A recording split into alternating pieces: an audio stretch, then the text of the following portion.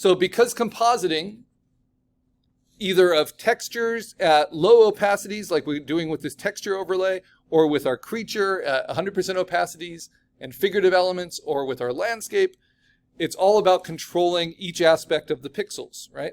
So I like these clouds, but I don't like how vertical they are. So I showed you the smudge tool earlier and kind of pushed them. But they're just pixels like any other pixels. So I can also do that by doing Command T and right-clicking and warping, right?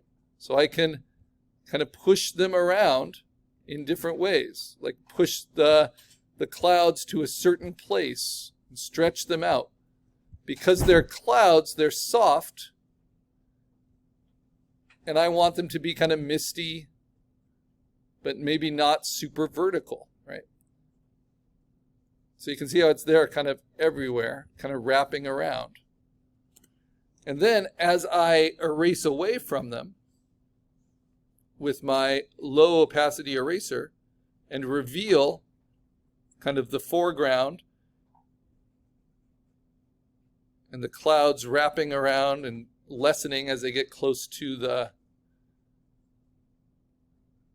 river, right?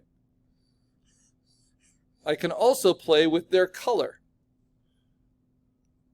So, well, I have it at 100% opacity here, even though I've been erasing away.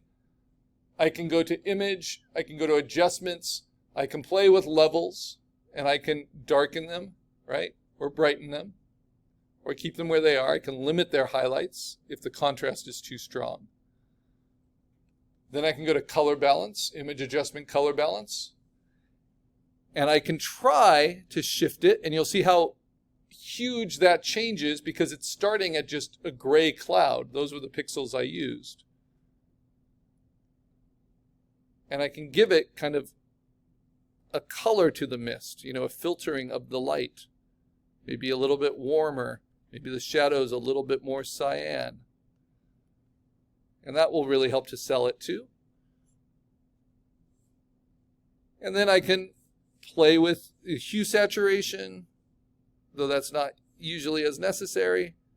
And I can really saturate it, right? Or really take it down. Or just play with those subtleties and see what looks best. Okay, but ultimately texture overlays are used either at normal mode or at another blending mode. One I like quite a bit is Screen, which lightens, right? Soft Light and Pin Light. These can be pretty useful.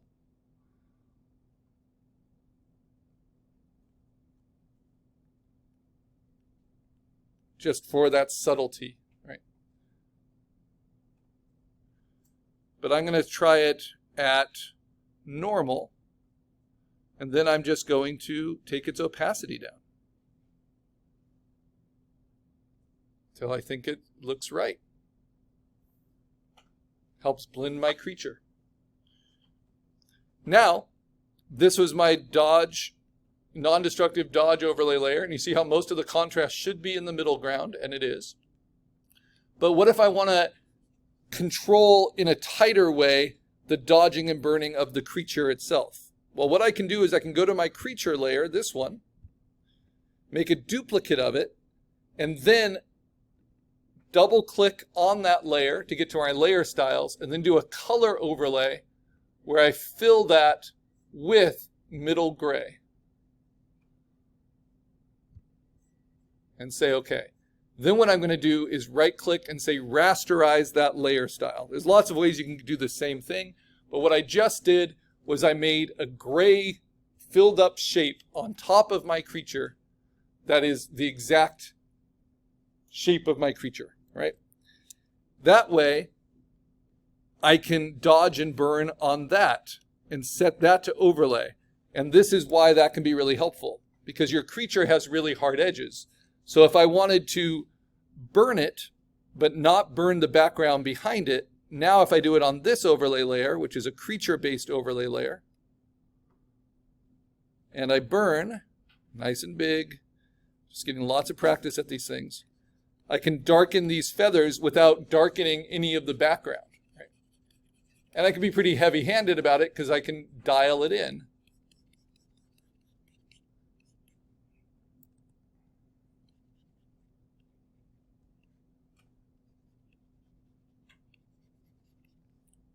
You see, it doesn't affect what's underneath. And then I can dodge it. And I can hit the highlights. Kind of the rim lighting around the creature. So on its chest, on its beak. And I'm overdoing it a little bit for effect here. So you can get a sense of how helpful it is to be non-destructive. When I turn it off, you can see what a big change that makes. Now it has this kind of core shadow on it. And then, just like before, I can blend it in overall using the opacity. Decide how much of that is helpful.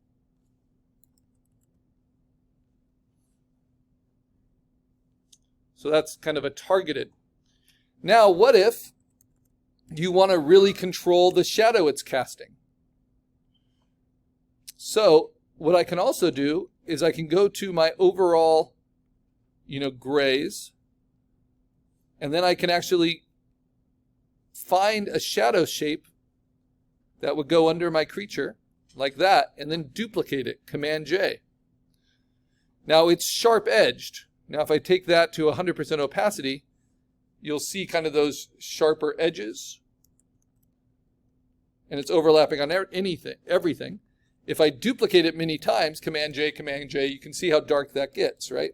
So let me merge all of those together just so you can see how you can work with this. This is how you would do a clean cast shadow. So in normal mode, it is just cut out from my gray, overlay layer. The first thing I want to do is I want to soften its edges. I can do that with an eraser, but I can also do that with a filter. It's the only filter we're going to learn because it's one of the only ones that's really a creatively useful tool. And that's blur, Gaussian blur. This takes away focus. And I'm just looking at the edges, right? And because it's in grass, it's pretty low focus. So about there. Now notice how it's over the top of everything. What I can do is move that down underneath my creature, right? But on top of whatever it's standing on, including the grass between its feet, including its own feet, but behind the rocks. And then I can simply start erasing it and blending it, but then also take its opacity down or change its blending mode.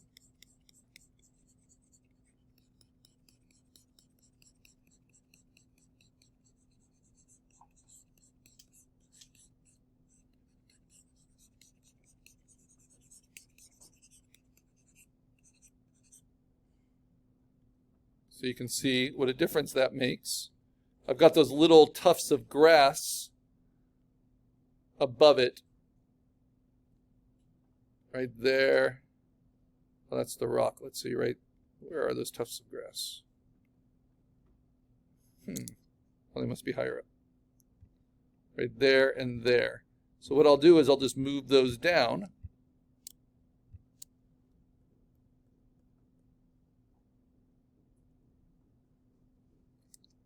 Or take their, I'll merge them together, take their opacity down. So they blend in a little bit better.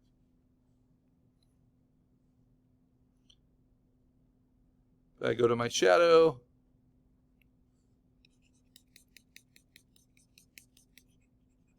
And I can erase it fully where I don't want it.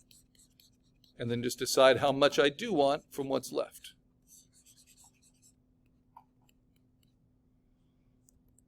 And then I realize, well, those legs are pretty dark, or pretty light rather, for being in shadow. So I can go to my overlay layer on my creature, right?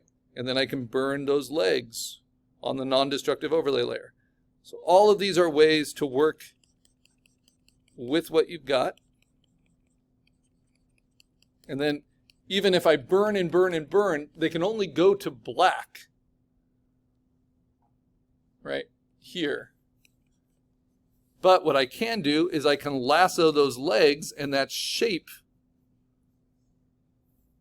from that creature-specific non-destructive overlay layer, and I can duplicate it, set this back to overlay, and then I can take these and I can just fade them in, right? So they darken.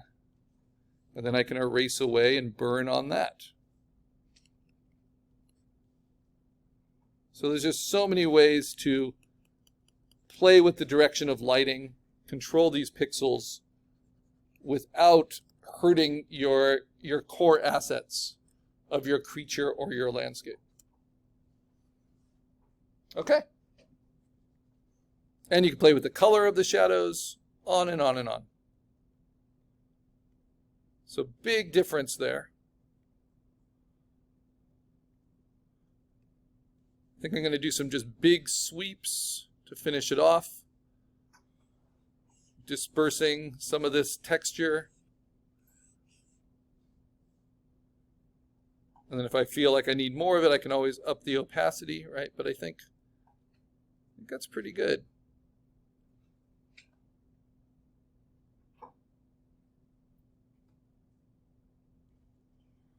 And then Command S to save. You can kind of look at it, make sure there's nothing just glaringly wrong. Because you have the multiple layers, you can decide whether you want to include things or not, like whether I include the dodo on the bridge or not. I can always just turn him off. Or I can take his opacity down a little. So it looks like he's in the atmosphere a little bit more. Yeah, okay. So, actually going to turn it off. Now I'll turn it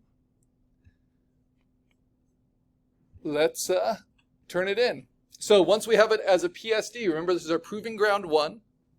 Now we need to save it as an online file type. And in Photoshop, you do that by going to File, Save a Copy. And because we're filling the whole rectangle, you're going to say JPEG, not PNG. We'll save with the same name. There it is. As the JPEG, I mark it orange. And then once Canvas is working for you, we go to Assignments and you go to Proving Ground 1. I hear it's working on phones, but maybe not working for people trying to log in through the Chrome browser. I recommend clearing your browser's history. Sometimes that can help. And then we're going to post it. So I have not posted anything yet, so I start with reply, and then I put my name.